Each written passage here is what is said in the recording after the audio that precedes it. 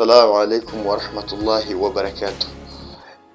Nanone rero ntabwo turi bwatangire ikiganiro dukererewe cyane kubera ko uyu munsi ndagira ngo mfatirane mood ndimo maze ubundi ntangire kuri coding noneho numva meze neza cyane. Hanyuma mbere yuko dutangira ikiganiro cyacu uyu munsi reka nongere mbibutse yuko hari ibintu byinshi tugiye dukunda kuba mu kiganiro ariko tukabivuga mu kiganiro gihera ariko ndumva nsigaye umuganirizi mwiza. Hanyuma mujye muzana abana banyu nk'uko nkunda kubabwira baze tuganire, abapapa abamama twese tuba duhuje ikiganiro, cyane cyane ko ibiganiro byacu ari ibiganiro byiza kandi biva ku mahoro. Hanyuma rero uyu munsi reka mbanze mbarabure ku kantu kanzanye gatoya kugira ngo tukaganireho twihuta cyane maze ubundi mbarabure ariko abasaza mujye mubabwira, ubundi naje gusanga ko kuriya kuntu mutajya mukora subscribe. Ubundi iyo tuvuze ngo subscribe hari abantu basaza batabizi, abantu b'abakecuru batabizi, abana urubyiruko bagenzi banyu mwagiye murabura abo basaza mukababwira ngo mukande subscribe, mukabereka nabo bakande. Naje gusanga ibiganiro byacu birarebwa, ugasanga byarebwe n'abantu bagera muri 800 900 igihumbi gutyo bikanarenga, ariko ugasanga ntabwo bakanze akantu bita subscribe. Hari igihe rero baba batabizi, twaje kuvumbura ko nta mutima mubi wundi baba bafite, ntabwo bazi aho bakanda. Abana mujye mubwira abasaza baze mubereke ahantu bakanda subscribe, cyangwa se mubwire n'abakecuru baze mubereke ahantu bakanda handitse subscribe. Hanyuma twikomereza ikiganiro cyacu uyu munsi tugiye kuvuga ku kintu kimwe cyangwa se bibiri by'ingenzi. Ese mwari muzi ko burya ubuyobozi cyangwa se Repubulika y'u Rwanda akakandisha kugira ngo mukamenye mukandika ahantu? Ikiganiro cyanjye uyu munsi mfite vibe, mfite ikintu bita ibyishimo bidasanzwe kubera ko maze iminsi nkora ubucukumbuzi. Burya nakoraga ibiganiro ndi kubabwa kugira ngo nzarebe ikiganiro kindi kizakurikira ibyo nkora hanyuma nzakinonosore neza. Noneho muri kumva nabatindiye nanjye nuko nanjye ndikumva natinze. Nari mperutse gukora ibiganiro mfite vibe nk'izi ngizi, ndumva hashize nk'ukwezi kumwe. Abantu bisi baba baratubabaje ku buryo abantu baraza bakadukorogoshora tukaba turi ku bantu nyine, ariko ntacyo. Reka vibe zacu tuzubakire ku kiganiro tuvuga ngo tugiye kubarabura ku kintu kijyanye no kuba umusaza nyakubahwa His Excellence Paul Kagame. Mwari muzi ko burya iriya Korani dusoma, burya amategeko y'u Rwanda hari ukuntu bigana imwe mu mirongo ya Korani maze ubundi bakayikoresha? Mwari muzi ko buriya nyakubahwa perezida wa repubulika buriya ashobora kuba ayoboresha Korani? Muzi impamvu? Ibimenyesho nazo byikoreye ariko mujye mubwira abana banyu bakanda subscribe, namwe mukanda subscribe. Naho kantu kari hasi ahantu hari igihe telefoni zitandukana, hari igihe iba ari umutuku handitse subscribe, ijambo subscribe cyangwa se abone. Igihe ari igifaransa abasaza bacu usanga mu telefoni yabo barashyizemo ibintu by'igifaransa. Hari igihe nzifata ngiye nkambara rinete nkabona ntabwo ndi kubireba neza kubera ko abasaza ubundi hari ukuntu bize icyo bita francophonie. Rero nari ndimo kubabwira ngo reka mbabwire akantu kamwe kandi nazanye ibimenyetso uyu munsi byinshi by'uruga. Ubundi ngomba kwitwaza ibimenyetso biri bwandwanirire. Naje gusanga abantu bisi nta muntu mwarwanirira. Hanyuma naje kugira ngo tuganire ku kintu kijyanye n'uko buriya ngo amategeko y'u Rwanda cyangwa se ngo abahanga mu kureba mu kwitegereza ngo basanze ngo hari ukuntu ngo Korani ngo buriya ngo bayifashisha mu mategeko y'u Rwanda, ingakaba ari nayo mpamvu ikomeye, impamvu nyamukuru umusaza nyakubahwa His Excellence Paul Kagame ijambo rye iyo ari kuri stage, akenshi indirimbo ye duhereye cyane mu myaka yabanjije, cyane hejuru ya 95 kuzamuka hejuru, burya kuzamuka tugafatira mu 2003 aho ngaho ubundi speech zo kumanuka aho ngaho icyo gihe umusaza yazaga ahantu mu karitsiye runaka cyangwa se mu kibuga runaka cyangwa se ahantu hakunda guhurira abantu cyane, bivuga ko ubundi umusaza ubundi ngo ntabwo ngo bimworohera cyane kuba ari wenyine atari guhura n'abantu, ngo ni ibintu akunda cyane, ngo ubundi bimushobokeye ngo yajya ahura n'abantu nyine, ngo bakiganira, ariko nyine bitewe na situwasiyo y'ubuyobozi aba yibereyemo ntabwo byakunda. Urumva nyine inshingano ziba ari nyinshi, abari bwajya hanze y'igihugu, abari bwagira gute, urumva n'igihe no kuruha bizamo, ariko turamushimira kuko hari ibintu byinshi yagiye aduhamo inzira. Hanyuma yaratangiye aza avuga ijambo rya mbere ku rurimi rw'abavuga bati abantu turi bamwe, amahoro. Abantu bagiye gutangira ngo za ndirimbo ngo nazo ngo rero ubundi indirimbo zacu ni amahoro. Buriya ngo ubuze impamvu ngo abantu tudahuza ukwemera, ntabwo tujya tuzana ya mazina muzi, ni amakafiri ubaho. noneho ngo Hussein gakoze ikosa ngo muze mwumve ibintu avuze mu kiganiro, ngo noneho nimwumve ibyo Hussein avuze mu kiganiro ngo baraza kwiyahura. Nta muntu n'umwe uyu munsi twemerewe twebwe kwita ngo wowe uri umukafiri, kereka ku njiji. Injiji niyo ireba umuntu ngo nuko badahuje ukwemera ngo uri umukafiri. Umuntu w'umukafiri ubundi ni umuntu w'umuhakanyi. Sinzi niba iryo jambo murimo kuryumva, sinzi niba icyo kintu muri kucyumva ariko ndaseka koko. Ese ubundi ubuye ndi gukora ibiganiro ndi guseka ba muri gukeka iki? Komenti ba muri bwashokemo mukandika, ndabazi murahurura. Umusaza yaravuze ngo ubundi ngo iyo umuntu afite amahoro afite umutekano, ubundi ngo mbona nta kibiruta. Ngo naho ubundi ngo ibintu ngo byo kukubwira ngo inzara, ngo umuntu ngo arababaye, umusaza akubwira ngo uzi ukuntu twababaye, ngo shango twaraburaye, ngo n'ubundi ngo twebwe ibyo bintu muri kutubwira ngo by'inzara, ngo twebwe ntabwo mutwigisha inzara, ngo twahuye n'inzara, ngo twaraburaye. Umusaza yakibwirira gutyo, wowe ukaba utangiye kuzana ibintu.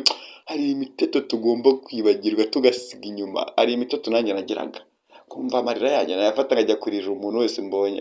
Byabaga kera, nabwiye ngo hashize amezi make nanjye nangiye guca muri za nzira. Hanyuma ikintu ngewe nashatse kuzana ubundi kuvuga muri iki kiganiro nuko navuze ngo Korani byanga bikunda ngo ishobora kuba bamwe mu bahanga nanjye ndimo twatekereje ko Korani ukuntu yubakitse n'ukuntu iteye, ubundi iyo tuje mu mategeko y'u Rwanda n'ukuntu tureba ukuntu ubuyobozi bw'igihugu cy'u Rwanda ukuntu bukora, dusanga hari igihe bajya bifashisha Korani. Ndakabije?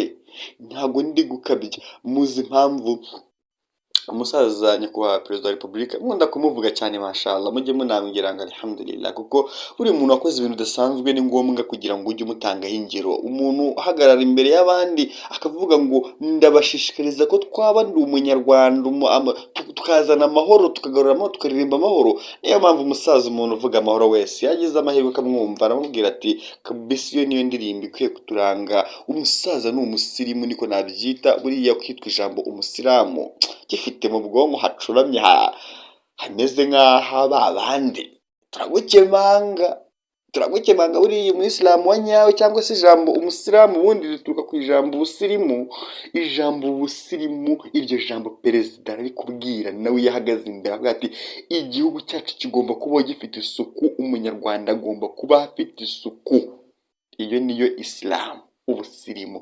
Ikindi, ubuyisilamu ni amahoro.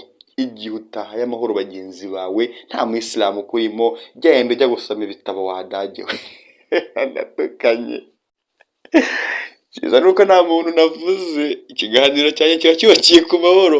Ngewe gusa niba wiyumva ko ugomba kubuza bagenzi bawe amahoro, ridage, genda ubanze ushaka amahoro muri wowe, ugaruke muri sosiyete. Niyo mpamvu na leta ntabwo iba ishaka abantu bavuza abandi amahoro. Ushobora kwibuza amahoro wowe, genda ufate ibyo biyogunywa n'ibiki cyose utumagure n'ibitabi, ariko numara kubinywa ugenda umenya ahantu pozisiyo yawe iri. Niba ari ukuryama ryama, niba ari ukugenda ukicara hamwe icara hamwe, niba ari ugutuza utuze.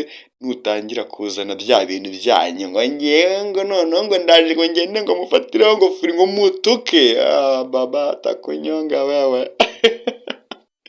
twe rero ibintu byacu bigenda bikora ako mukanda subscribe abantu bamugejeje ikiganiro aha ngaha mutarakanda subscribe ntago mpamvu hari ikintu umutima uri kubashinja ntago ari ukugira ngo nyine twikomereze ikiganiro cyacu nanjye uyu munsi ndi kuvanga ibintu ariko nta yindi mpamvu ubundi twebwe ikintu gituma nyine tuvuga ibi byose ntabwo twifitiye amahoro rero njye gusa icyo nzi cyo sinajya ngo nototera umuntu ngo nukanengire gute reka nanjye ndi umusirimu umeze nk'umusaza ndavuga ngo nti eke njya kugira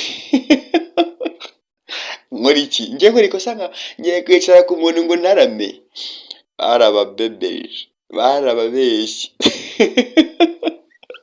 ikindi umusaza akunda ukuri ntabwo umusaza ajya mu bintu byo kuvuga ngo ngewe ngo ndapfundikanya ibintu ngo gutya na gutya gutya na gutya reka umusaza uza ahantu uzamutinyira se ko ari umusaza atandukanye na ba basaza uyu musaza ndibuka urugendo yakoreye ako mujya mwumva ukuntu mba babwira ko ibyo bintu mbyibuka kuko ngiye uri ibintu byanjye bafite n'ibimenyetso uri ntunguye gake ko watije ibintu narabibonye nawe watishangiye narabibonye rwose pe mu kwiyamamaza kwa nyakubahwa perezida wa repubulika imyaka ngaho iciyeho ndatekereza turi kwamamaza umusaza ejo bundi turabyibuka twese amashusho aracyaturi mu maso ndumva twaramuherekeje tukajya kureba mu majyaruguru ubu nibwo twari tuzi ko aho hantu ari abantu badafite ikoranabuhanga batakurikira umusaza speech ze batagendera ku matwara nyine ko amajyaruguru ubundi iyo tuhavuze akenshi abantu bamwe kuko ni ahantu bisa nkaho ni mu ntara isa nkaho iturukamo abantu cyangwa se birasa si abantu wenda iterambere ryaho rishobora kuba ryageze kera ariko nyine urumva mu majyaruguru hari ukuntu kigiye nyine n'ubu abantu bakihumva gusa ahantu hose harasirimutse u Rwanda ahantu hose harasirimutse yibuka ejo bundi ni nk'ibintu byabaye ejo umusaza agiye kwiyamamarizayo imvamutima z'abaturage baho baramurebye buri kintu bamuhemba baraza bamwisanzura impande ngira ngo rimwe na rimwe ariko n'abantu bajya batubeshya igihe ntabwo nari nzi ko majyaruguru hari abantu basobanutse kuriya pe buri igihugu cy'u Rwanda nta cyaro kikihaba nta cyaro cyabo ko vibe y'umuturage wari ahantu majyaruguru ndatekereza neza yuko yaruse usara ahantu iburasirazuba wenda byagenze neza cyane kuruta mu majyaruguru abaturage ntabwo twebwe tuzi ko abaturage biriya bintu babizi bakurikira amaradiyo bagiye gutema mu majyaruguru ariko baravuze ngo dore wa muntu turamubonye wa musaza turamubonye nyakubahwa perezida wa repubulika wacu turamubonye baramubyiniye baramuririmbira baramwitura baramubwira ngo ntabwo twari tubizi neza yuko hano twazabona amazi ntabwo twari tubizi ko twazabona umuriro baramubwira ngo nta nubwo twari dufite icyizere ko twazana kubona gutya amaso ku maso maze uzi ikintu bamwituye baramuririmbiye ngo turagukundaga umusaza mu kwicisha bugufi cyane agira Imana yamuhaye ubugenge afite hikima yarababwiye ngo nanjye ndabakundaga ako kantu kagamo kandi nanjye ndabakundaga ndabakundaga inshuro babivuze nyakubahwa perezida wa repubulika muzasubiremo neza ayo mashusho we yabivuze bikubye inshuro ebyiri kandi anishimye cyane kubera ko ni umusaza ku buryo akubwira ngo umuntu uzabuza mugenzi w'amahoro uwo nguwo tutawonana niyo mpamvu natwe rero gake batatujuwatu mba ndi guseka naseka hanyuma reka mbanze nyine mbibabwireho batatujuwatu kuko se subizi muri comment se ko bashokamo ngo urumogi ngo wanyweye amayoga ngo urabyumva ibintu ibiganiro byacu twebwe rero ko kuri abiri b'amahoro tuvuga twisanzuye pana abantu bazanamo n'ibintu by'imijinya bakarakara ese rati ibyo bintu mubona muzabishora batatu juwatu. Hanyuma uyu munsi ni imvangavange, ikiganiro cyavangavanzwe. Noneho reka dukomereza ku kintu bita, hari ijambo maze iminsi niga cyangwa se numvanye bamwe mu bantu nabo nyine bakoresha inyurabwenge cyane mu biganiro tujya dukora. Hanyuma iki kiganiro ndumva cyangwa se uwo muntu twajyanye akaganiro gato ariko yamaye ijambo ry'ubwenge aransigira aravuga ngo fata nkufate nundekurumbazwe. ariko rata muzamenya ubwenge igihe muzamukiza gusura ibiganiro nkora, muzagenda mwigiramo byinshi nyine gakeya mwicecekeye. Hari n'abadashaka kuvuga muri komenti, ibyo ngibyo ni byiza. Ubundi iyo umuntu ngo intumwa y'Imana Muhammad sallallahu alaihi wasallam ngo yajyaga ibwira abantu ngo umunsi mwaza ngo nimubura ibyo muvuga mujye mwicecekera, abantu bakugira ngo muvuge amanjwe ngo mujye mwicecekera. Twe rero tuvuga turi hambo, turahambutse kubera ko tuza tubabwira in fact, tubabwira ko ikintu cya mbere tugomba kubungabunga amahoro. Hari ibintu rero abantu tujya twivugira buri munsi iyo tukisakera, uzi guseka, uzi guseka. Batatu juwatu pole pole. Hari abantu baje muri gahunda yo kwisakira. Buriya rero ngo abana bakunda gukina n'utunyoni. Usiko buriya ndi kwisakira gutya nishimye biranshimisha kuko mba ndi hari abantu mba ndi kwisanisha nabo. Ubundi nta muntu uzumva mu bintu nk'ibi ngibi uretse umwana wenyine. Buriya abantu benshi bafite ibibazo, nk'abantu bafite ibibazo. Umuntu uzi ibibazo bafite, uzi kubona umuntu uri guseka, uziko ibyishimo basigaye babigura we. Hari ahantu mperuka muri ino minsi nagiye kwirebera akarushanwa kari aho ngaho muri Jen's Comedy, ndi kwisekera nanjye gake gake, ariko naje gusanga ibyishimo burya abantu barabigura pe. Nanjye nishyura 10,000 nishyura VIP, nirebera abahanzi, nirebera abantu basetsa, nirebera, kubera ko hari igihe umuntu ageramo akarwara depression ariko ntabimenye. Buriya rero umuntu arwaye depression atangira kubona ibintu byose mu kuri kwe. Niyo arimo kuvuga ibinyoma nyine aba yumva ari ukuri kwe, ariko wa depression nye. Ibi biganiro dukora nabyo bimarije kutwandika idusura. Rigenda igeze gukora ikiganiro nanjye nayisubiyemo nyuma ndavuga subunda amagambo buriya tuba twashushe tukavuga. Abantu dukora ibiganiro rero hari igihe ucikwa iyo widagaduye mu cyumba uri kodingiramo icyo ari cyo cyose, sinitaye kuko cyaba kimeze, ariko nyine ubundi izi mikoro tuzita uruganiriro. Tuzita uruganiriro rero buriya niyo mpamvu abantu badafite ubwenge na babandi baza bakurikira ibintu byose bukunkubutse, wakuri umuntu azakunkubutsa akaza yirukanka aje kureba ikiganiro cyawe agasanga uri kwisakira ngo mbega ngo umuntu isi tuzahemwa n'agahinda. uriya abantu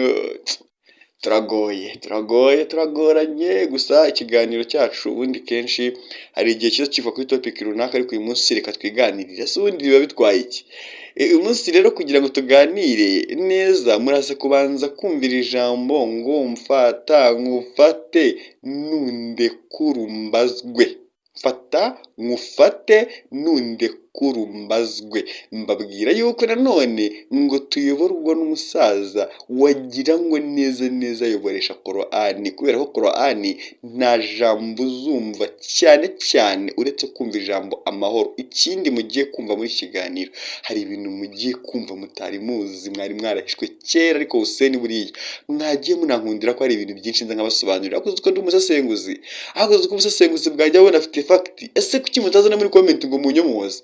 Ngiye no kuvuga ngo ubundi hari ibintu mwakoze, reka mbanze mbabwire ubundi impamvu ngiyewe nubakiye kwikiganiro. Abantu nyine baba bavuye kuri rezo, abo ngabo mba nabaretse. Abantu bageze aho ngo bakavuga ati ni hari megabits zagushiranye, cyangwa se ukaba washiriwe n'ibindi n'umuriro, cyangwa se ukaba washiriwe n'ikubindi n'ahandi hari hasi, ukaba washiriwe n'umwanya n'ukuntu dushirana. Rega uri kuri ikiganiro nk'iki ngiki ugashiranwa n'umwanya, ariko hari n'ukuntu abantu b'abagabo baza gusobokura shati. Reka twumve ibintu yavuga kuri ya ndondogozi.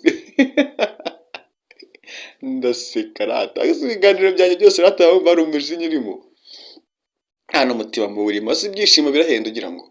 Nta nubwo ibyishimo bihenda, kuriya kuntu muvuga ngo ibyishimo biranahenda, ngewe mbona wapi. Niyo mpamvu ngewe buriya abantu mwarambabaje. Ubundi ibintu mwita sinzi ibintu mwita ibyishimo ibyo ari byo. Kwishima nyine n'ugore wumva ufite akamwenyu ku mutima, niyo mpamvu na Rasul sallallahu alaihi wasallam yabwiraga abantu atari ko mujye munamwenyuramo gacana, munifurizanya amahoro. Umusaza nyakubahwa perezida wa repubulika wallahi yarimo kuvuga ubona ko ari umunyamahoro pe, niyo ubonye ifoto ubona ko ari umunyamahoro, n'amagambo aba yiganjemo amahoro. None se muzi impamvu nigeze kuvuga cya gihe ngo buriya ngo abayisilamu n'abatari abayisilamu cyangwa se abantu dutandukanye mu myemerere ngo hari ibintu byinshi tuvuga bakumva birabatunguye. Urugero nko kuvuga ngo amahoro, assalamu. Ijambo salamu ubundi ni amahoro cyangwa se ni ubusirimu, kuba uri umuntu uciye bugufi cyane, ariko nanone atari uguca bugufi imbere y'umubonye wese. Abantu barasuzugura sana, ntuzace bugufi kuri buri muntu uwo ari we wese. Ca bugufi tuba tubafera kugira ngo turebe ko byibura natwe mani turimo kurya inyama cyangwa tukarya ibiryo, tukarya ibidutunga, turimo kubikura ku mpyisi zasaguye. Ibyo ngibyo ni impyisi ziri kubisagura, ntabwo turi kubibona mu buryo bworoshye. Rero niyo mpamvu twesipira abantu benshi tuvuga ibintu byacu, ntabwo tuba tuvuga ibintu bituriho twenyine. Uyu munsi hari umuntu wa mugani wa perezida wakwigisha uko inzara iryana. Uyu munsi ubu ngubu mushaka kutwigisha ukuntu inzara iryana, twaraburaye, twarabwiriwe, turabizi inzara ukuntu iryana. Niyo mpamvu twamajije kumenya yuko nta muntu ukwitayeho, umuntu wapfuye nta birenze, ibintu birakomeza. Iyo wapfuye nyine n'ubabara uwo munsi nyine bikaba byarangiye, n'uwagira agahinda nyine. Ariko twebwe turabizi ko turya ibyasagutse mu menyo uzi kugira ngo uzahaze icyo gikoko nari mvuze mu kanya. Impyisi zirahuma, ziri kuducura. Impyisi iyo ugize Imana ikaruka, ukagira Imana ibigirutse ukabibona, nawe urabirya tu. Uyu munsi ni abantu muzi barimo kujya mu bimoteri bakajya gutoragura ibyo kurya, kandi hari abari bafite byiza biratunganyije, bakabibahaye bakabirya. Niyo mpamvu twebwe rero ibyo bintu iyo twabimenye tuza aha ngaha tubabwiza ukuri ko twabamenye. Niyo turimo kubaganiriza nyine tuba tubafera. Ndaseka se. Ikindi hanyuma ntabwo marataye umurongo w'ikiganiro, ndimo kubabwira ngo buriya mujye muza tuganira aha ndi mu ruganiriro, hanyuma tunababwire bya bindi mushaka kumenya. Hari igihe kinini mwigeze kumva bababwira ngo Korani ngo burya ifite mama wayo. Mwumvishe ko ngira n'abatemeza muri Korani, kumva mwumva yuko ibyo bintu biba bidafite energy man. Kuki mwumva ko ibyo bintu bidafite energy? Kuki abantu batazi uyu munsi bajye bazabana uyu munsi ndi kuganira n'urubyiruko cyane, ariko n'abantu bakuze baba baje tukidagadura. Ngubu bagiye kumura ngo navuze mani, ariko kubera iki? Wagira ngo mba ndi kubasoma mu mutwe. Ubu mugiye kuvuga ngo kuki mwe navuze ku ijambo mani? Mani se si umugabo nyine, bagabo mwe. Ndi kubabwira ngo muzi impamvu bakunda kuvuga ngo mama wa Korani ni surat al-Fatiha. Bismillah. Hano bazi ko bahita ngo bismillah surat al-Fatiha, iyo ngiyo bahita ngo mama wa Korani. Noneho hakaza agasongero iyo bavuze suratu cyangwa se ayatul kursiyu, ntabwo ari Surat al-Baqara hariho aya ntibuka neza aya kangahe, ariko ni ayatul kursiyu. Iyi aya abahanga baravuze ngo ni agasongero ka Korani, handi ngo ayatul kursiyu ngo yo ni agasongero. Abantu kenshi yari ibintu reka mite mbarabura, ariko Hussein nzabazanira amakuru yandi indani. Ni ukuvuga ngo uyu munsi abantu barabizi, sinyobeye ko muzi ko ari mama Korani, ngo ayatul kursi akaba ari agasongero ka Korani. Ibyo byose murabizi, ariko reka mbasesengurire neza, minjinjiremo. Hapana abana bango tubyinjiremo, angirika minjinjiremo ngiye nka Hussein. Ubundi muri ayatul kursi reka ariho mera, ndaza gusozereza kuri surat al-Fatiha, kuko surat al-Fatiha ni mama wa Korani, ariko cyase ayatul kursi ni agasongero ka Korani. Reka mere ku gasongero hejuru, ubundi umuntu agomba guhera ku bintu byatari. Niyo mpamvu babwira ngo nimujya muririmba indirimbo za danje, amahoro niyo ndirimbo nyine uririmba, Imana ikakubwira ngo byibura aririmbaga amahoro. Hanyuma assalamu umuntu aririmbye assalamu alaykum wa rahmatullahi wa barakatuh. Muri kumva hatarimo ka tajwid? Ubundi se tajwid si ukuryoshya igisomo, ubundi abantu usoma Qur'ani muze kumva hafi, erega mujye muza n'abahafizi tuganire. Umuntu usoma Qur'ani agashyiramo akantu bita tajwid ubundi tajwid ku muntu uri kubyumva neza, ubundi ni akantu karyoshya Qur'ani. Innal mu'minina ikhwa. Ndetse wumva hatarimo akantu nyine ka tajwid, nyine njyewe mbivuze nkaho sindi umusomyi wa mbere mu Rwanda, ariko nyine ka tajwid narakizemo. Hari igihe nanjye iyo mba ndi gusoma ibintu biri ku murongo cyane kandi ndabizi, ariko nyine batatujua tu batatujua. Hanyuma ningiye guhera kuri mama Qur'ani cyane, gasongero ka Qur'ani.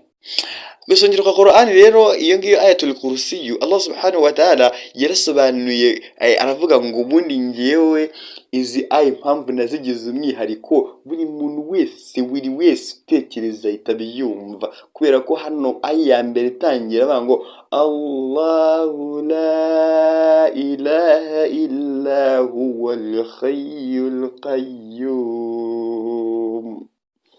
Allahu la ilaha illa huwal hayyul qayyum.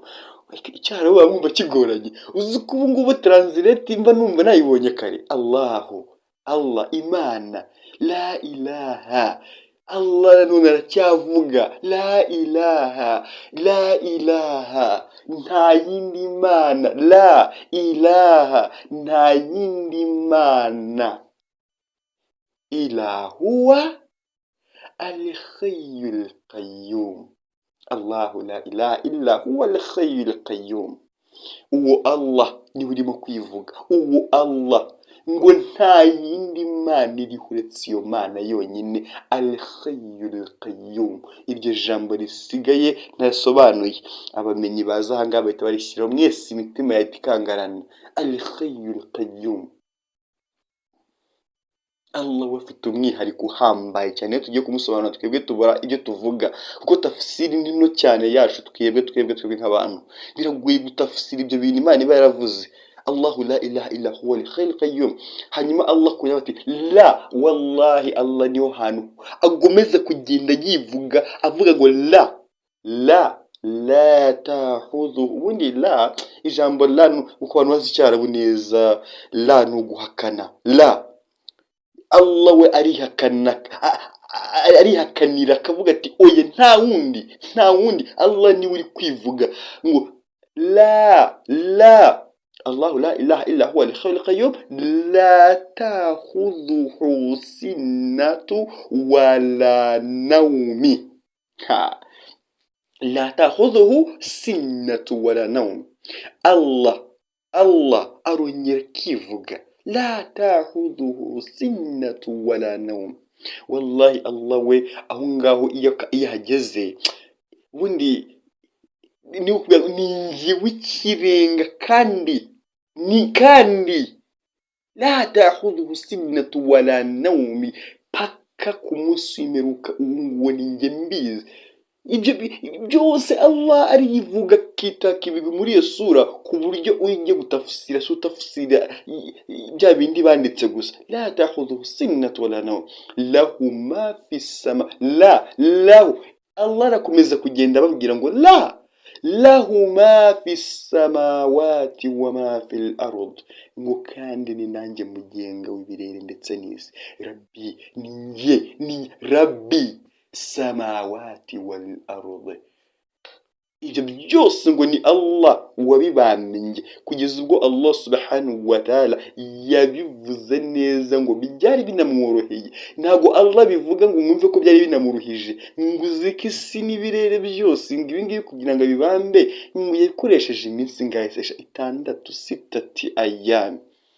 Allah subhanahu wa ta'ala kishongora akavuga ngo ni nanjye wabibamye. Gusa ku cyumweru cya kindi abantu bajya bavugaho rumwe batavugaho rumwe, ngo ni ku cyumweru, ngo abandi ngo ni ku isabato, ngo abandi ku cyumweru ari wo munsi wacu wa gatanu muri isilamu, nibwo Imana yavuze ngo ntago na sitati muri iyo minsi itandatu, ngo umunsi wa karindwi wo nyine ari wo abantu tudahuje ukwemera bita umunsi wo ku cyumweru, Allah azabahe gucukumbura cyangwa se no kureba kure, ngo niyo bavuga ko Imana yaruhutseho. Allah yaravuze ngo yanze kurema, yaretse kurema ikintu na kimwe, ngo kuko nta bushobozi yari abuze. Ntabwo Imana ari uko yari abuze ubushobozi, ntabwo Imana ari uko yari yasinziriye, ntabwo Imana ari uko yari yarushye, ntabwo Imana inanirwa. Imana irarakara muri iyo sura, muri iyo ayatul kursiyu, Allah avuga ngo la ta'khudhuhu sinatu wala nawm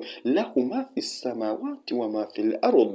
Ati sisi muzi ko ari ngenda n'abamenye ibirere n'isi kandi mu majoro angahe?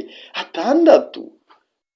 Ijoro rya karindwi ngo ntabwo Imana yashatse kurema ikintu na kimwe, ni ku bushake bwayo. Allah no muri aya aragaruka bivuga mu yindi aya ngo sinjya mfatwa na gatotsi ngo mungize cyangwa ngo nsinzire. لا تأخذه سنة ولا نوم له ما في السماوات وما في الأرض من ذا الذي يشفع عنده إلا بإذنه. ariko icyara bumwumva ukuntu cyoroha, ibaza ibintu mba ndi kumva ngiyewe wicaye imbere y'abarimu batarenze bangahe. لا تأخذه سنة ولا نوم له ما في السماوات وما في الأرض من ذا الذي يشفع عنده إلا بإذنه. من ذا الذي يشفع من مugomba kugira icyo bita shifa mukagira igihagararo. من ذا الذي يشفع عنده إلا بإذنه, ngo kubera ko إلا بإذنه ibintu byose bizakubaho ni kubera Imana.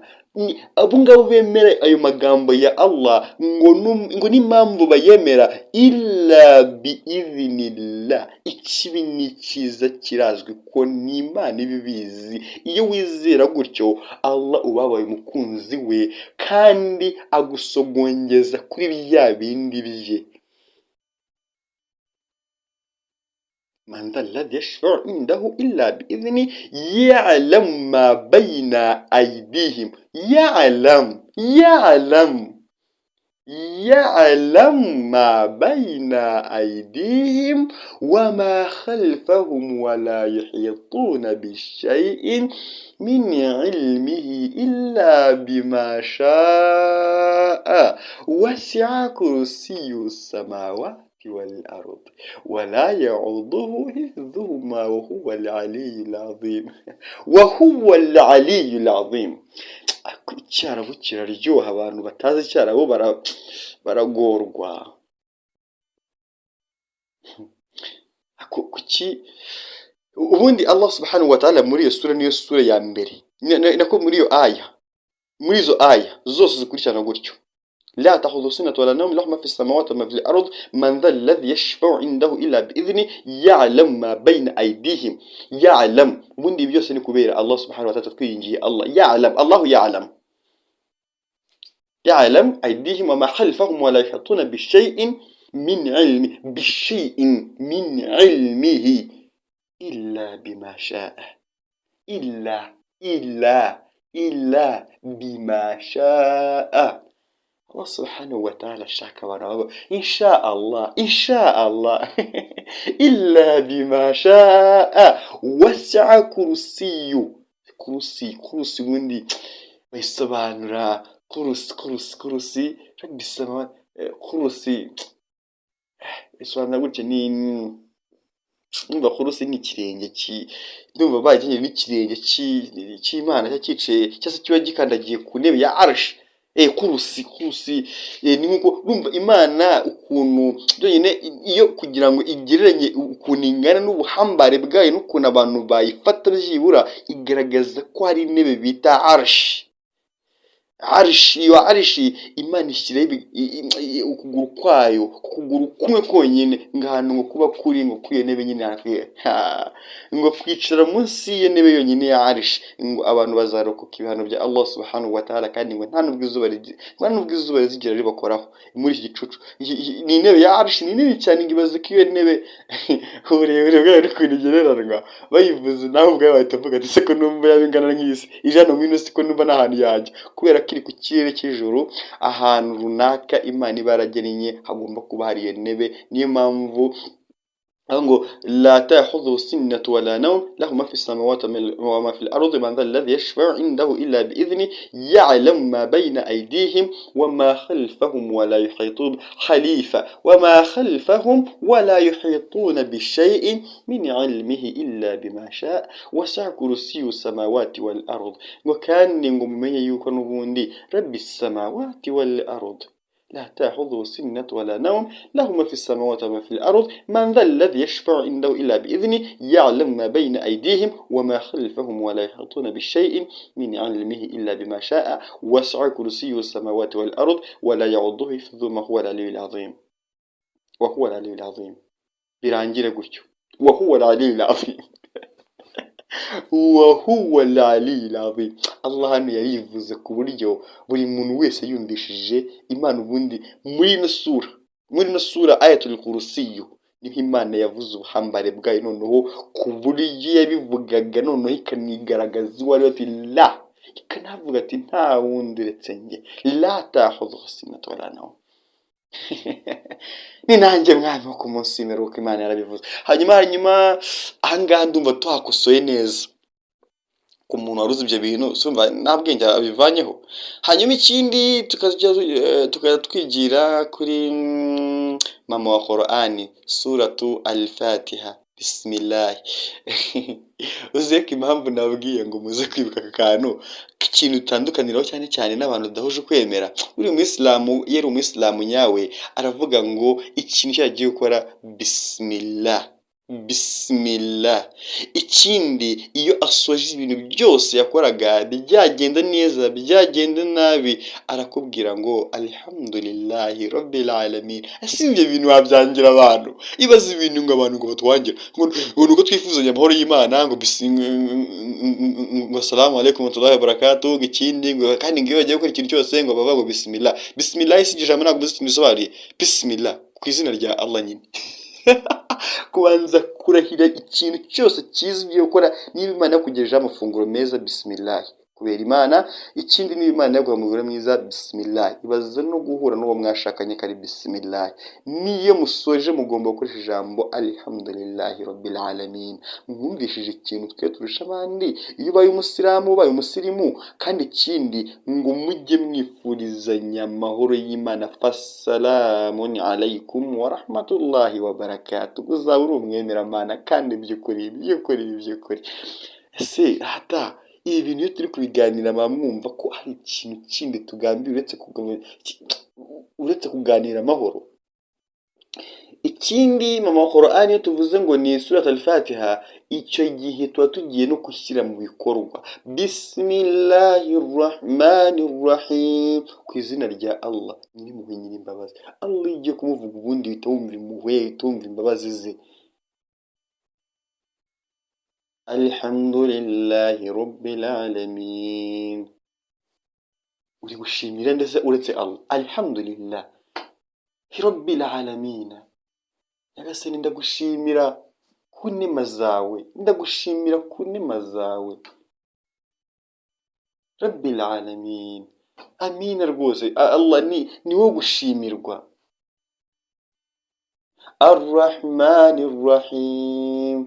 Allah ni nyir'impuhwe ni nyir'imbabazi. Allah akahita avivura ati aho ngaho muhite muhaguma. Ni nyir'impuhwe nyir'imbabazi, nta wundi wo gutakambira uretse Allah. Niwe wenyine wakugirira impuhwe, niwe wenyine wakugirira imbabazi. Ndetse twe niyo tugerageje tukagira impuhwe ntabwo tujya tugira imbabazi, kuko impuhwe tugira nshobora kwifuriza miliyoni imwe ariko njye nyifite nayo naguha. Imana rero yo irayiguha. Imana iyi yafitiye yaguha kandi Imana iba iyafite. Rero niyo mpamvu umuntu we nta kibazo na kimwe yagukemurira keretse icyo Imana yagukemuriye. Ikindi nkongera nkavuga ngo Ar-Rahman Rahim, Maliki Yawmiddin, ikindi ni umwami wo ku munsi w'imperuka. Maliki Yawmiddin ijambo ntabwo twarisesengura cyane. Iyyaka na'budu wa iyyaka nasta'in, ni wowe dusenga kandi nawe dusaba inkunga. Iyyaka na'budu wa iyyaka nasta'in, manuwa byose niwe bimanura, amasengesho niwe tuyaharira. Iyyaka na'budu wa iyyaka nasta'in, nta wundi tugaragetse Allah subhanahu wa ta'ala.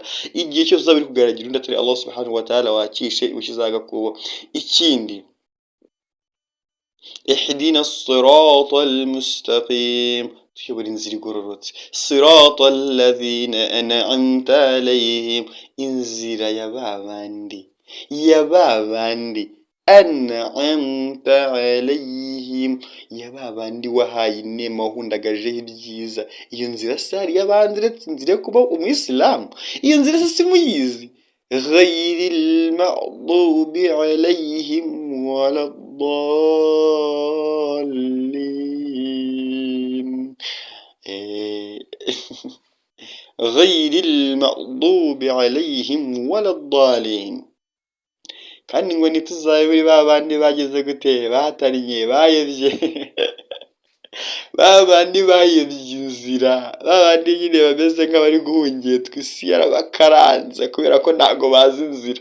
Ghayril maghdubi alayhim waladdallin, nibi abayobye, abarakariwe bariya abantu bararakariwe, abantu bayobye.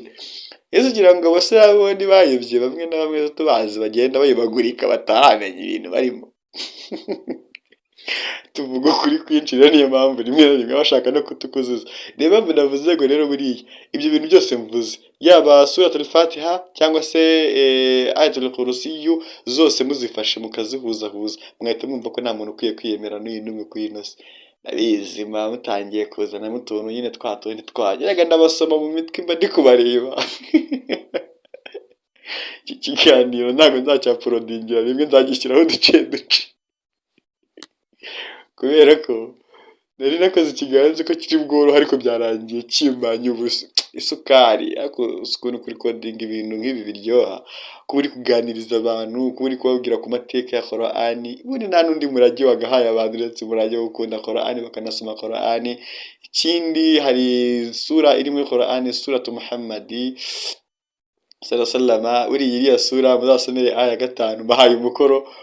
Ndabizi abantu baratwuma mwicecekeye, ndakubwiye ngo uzakore umukoro kuri iriya aya, kuri aya 5 ugenda isesengure, maze ubundi uzandike muri comment ebyiri nabonye. Ni byiza ko wanyereka ko turi kumwe paka kuri no munota, hanyuma unyereke ibintu nasomye muri iyo aya.